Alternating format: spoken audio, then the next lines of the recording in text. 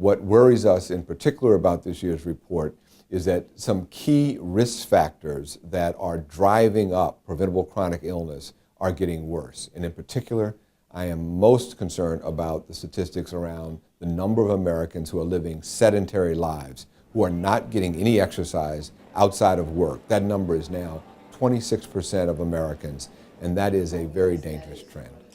We're seeing chronic diseases that are preventable, growing. In particular, we're seeing hypertension. Almost 30% of Americans have hypertension, which is a key chronic disease. And we're also seeing very large amounts of diabetes. But also we're seeing persistence in smoking trends.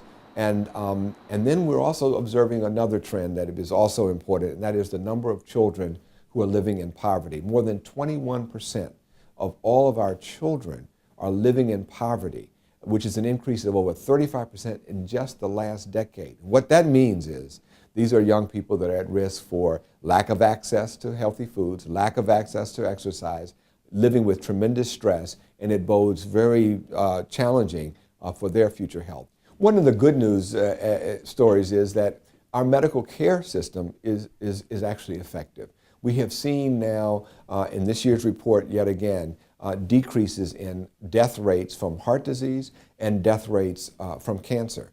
In fact, we now note that since 1990, there's been a 35% decrease in deaths from cardiovascular disease. We're also excited by many of the things that we're seeing to advance physical activity and physical education in schools, providing after-school physical engagement and activities, structured play environments. Those things are important. They're not only important to the children, but they're important because it gets adults involved in the process of health enhancement, which translates into a better likelihood that the adult themselves will change their own behavior.